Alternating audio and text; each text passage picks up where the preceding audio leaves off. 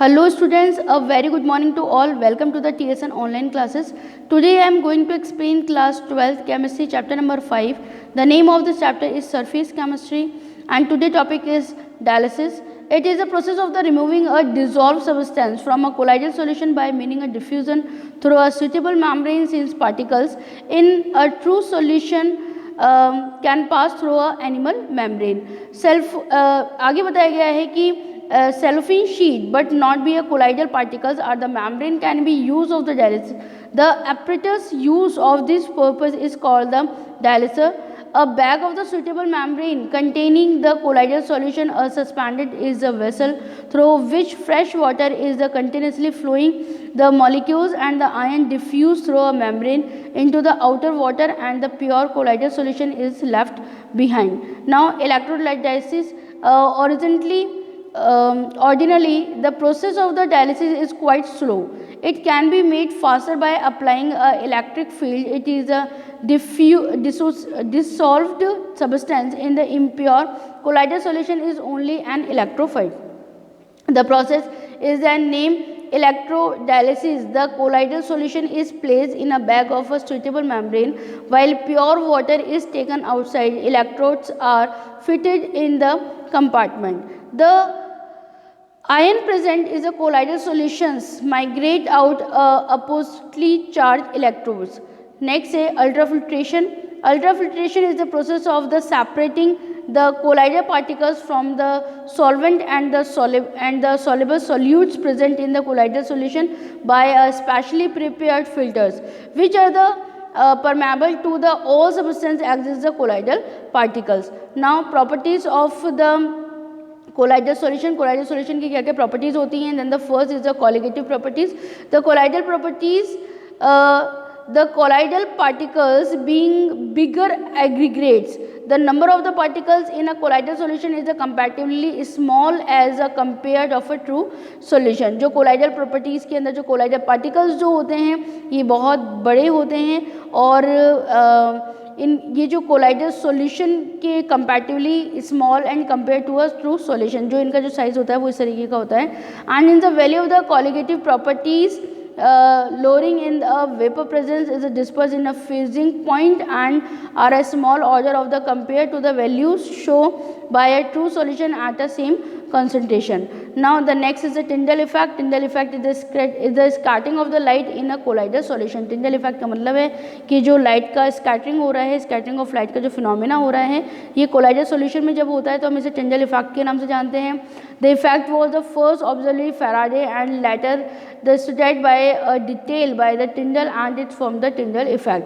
तो सबसे पहले फैराडे नाम के जो वैज्ञानिक थे उन्होंने इसके ऊपर वर्क करा, उन्होंने इसके बारे में पता लगाया और बाद में डिटेल स्टडी जो है वो टिंडल नाम के वैज्ञानिक ने करी, इसीलिए इसे टिंडल इफेक्ट के नाम से जानते हैं. Tyndall effect is observe only when the following two condition are satisfied. केवल दो ही कंडीशन के अंदर टिंडल इफेक्ट जो है वो दिखाई देता है. First, the diameter of the disperse particle is not much small. जो डिस्पर्स पार्टिकल्स है वो बहुत छोटा ना हो और वेवलेंथ ऑफ द लाइट जो है उसका यूज़ किया जाता है. And the refractive the refractive index of the dispersed phase at the dispersion medium differ greatly in the magnitude. और दूसरा ये है कि जो रिफ्रैक्टिव इंडेक्स जो बन रहा है उसमें डिस्पर्स फेज जो है वो डिस्पर्शन मीडियम इज ग्रेडली मैग्नीट्यूड, उसका जो मैग्नीट्यूड है वो ग्रेडली होना चाहिए. Now the colour of the colloidal solution depend on the wavelength है ना. जो भी कोलाइडल सॉल्यूशन है उसका जो भी कलर होगा वो उसकी वेवलेंथ के ऊपर डिपेंडेबल होता है. Now brownish movement. The colloidal solutions are viewed under a powerful ultra microscopic. The colloidal particles appear to be in a state of the continuous zigzag motion all over the field of view. The motion was first observed by the British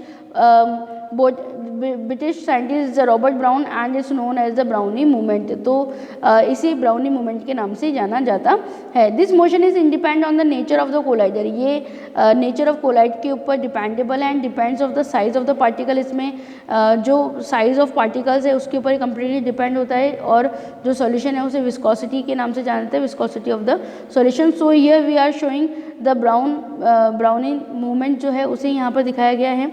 और charge on a colloidal particles जो है उसके बारे में बताया गया कि collider particles always carry है ना इलेक्ट्रिकल चार्ज। जो कोलाइडर पार्टिकल्स होते हैं उन पे कोई ना कोई इलेक्ट्रिकल चार्ज होते हैं। The combination of the two layer is the opposite charges around the colloidal particle is called the Helmholtz electrical double layer. तो यहाँ पे बताया गया है कि जो टू लेयर्स जो होती हैं जिन पे कि अपोजिट चार्जेस होते हैं उनके बीच के अंदर जो कोलाइडल पार्टिकल्स जो होते हैं तो उनके बीच में जो कॉम्बिनेशन होता है उसे हम हेल्महोल्ट्ज़ इलेक्ट्रिकल डबल लेयर के नाम से जानते हैं। एंड इसके आगे बताया गया है जो नेक्स्ट टॉपिक है हमारे पास में वो है electrophoresis. When electric potential is applied across the two platinum electrodes differ in a colloidal solution, the colloidal particles move towards one or the other electrodes। यहाँ पर बताया गया है कि यदि इलेक्ट्रोड पोटेंशियल की हम लोग स्टडी कर रहे हैं और वो भी प्लेटिनियम इलेक्ट्रोड्स के ऊपर जो कि किसी कोलाइडल सॉल्यूशन के अंदर डिप किए हुए हैं तो इसे कोलाइडल पार्टिकल्स के नाम से जानते हैं। इस मूव टुवर्ड्स वन और the other electrode and the movement of the colloidal particles under and applied electric potential called the electrophoresis and positively charge of the particles move towards the cathode. जो positively charge particle होता है उसे हम cathode के नाम से जानते हैं और जो नेगेटिवली चार्ज पार्टिकल्स होता है उसे हम एनोड के नाम से जानते हैं। Now coagulate of the precipitation, coagulation of precipitation के बारे में बता रखा है कि the process of the setting of the colloidal particle is called the coagulation and the precipitation of the solution, the coagulation is carried out by a many ways। ये बहुत सारे वेज के थ्रू कैरी किया जाता है जैसे कि electrophoresis, mixing two opposite charges, by boiling, by presenting dialysis, by addition of the electrolytes.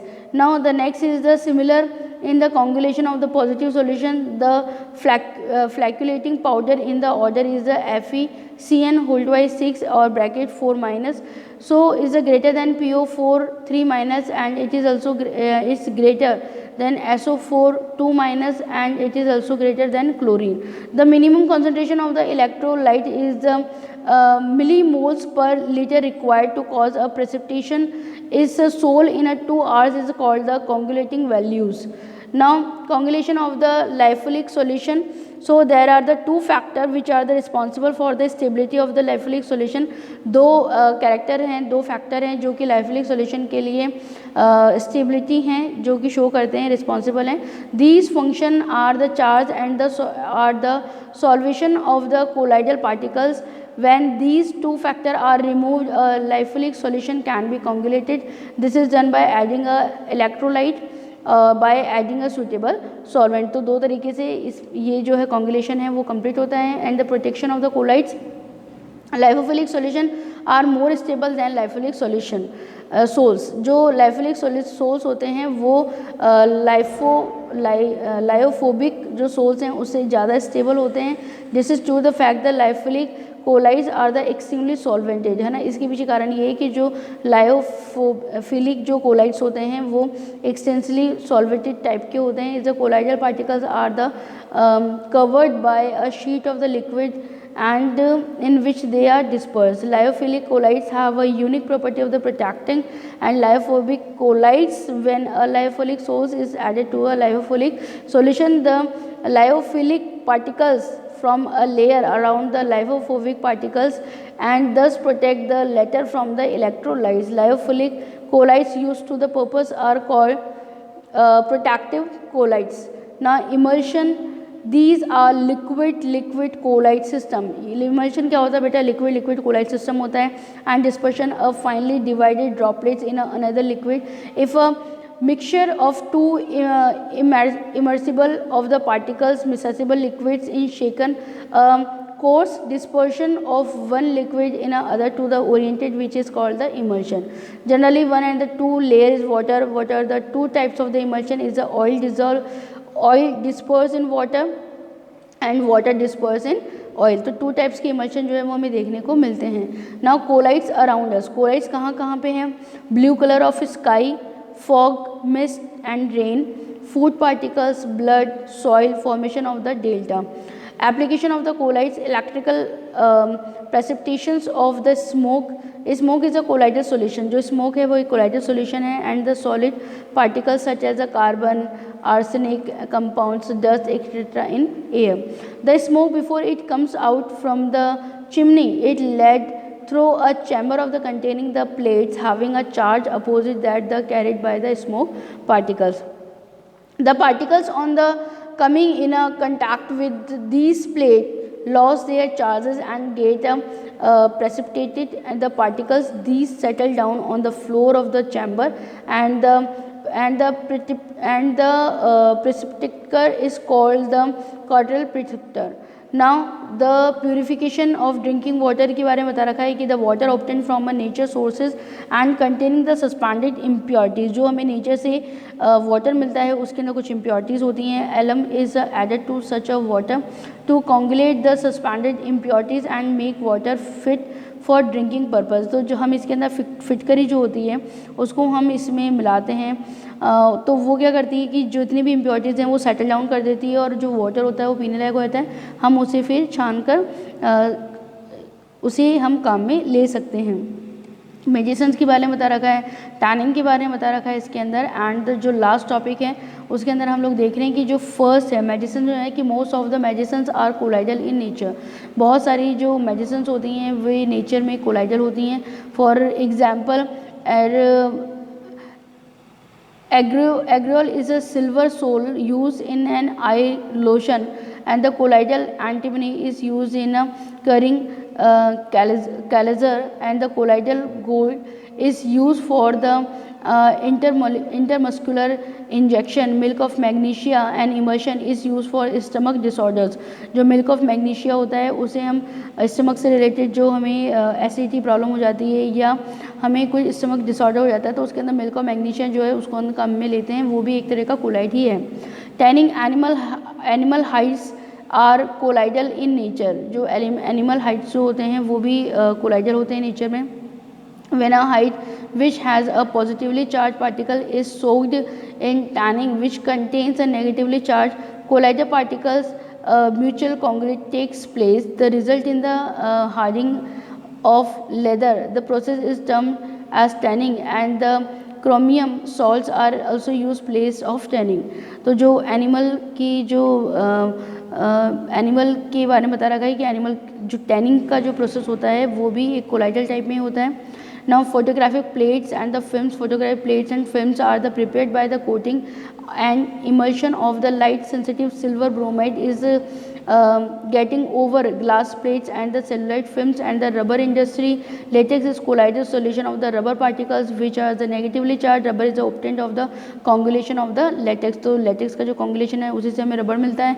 Industrial products जैसे कि paints, ink, synthetic plastics, rubber, graphite and lubricants and cements is all are the colloidal solution. ये सभी जो हैं वो colloidal solution हैं. I hope कि ये जो चैप्टर है वो आपको अच्छे समझ में आया होगा. Now this chapter question answer I will be send in the group. Thank you very much students.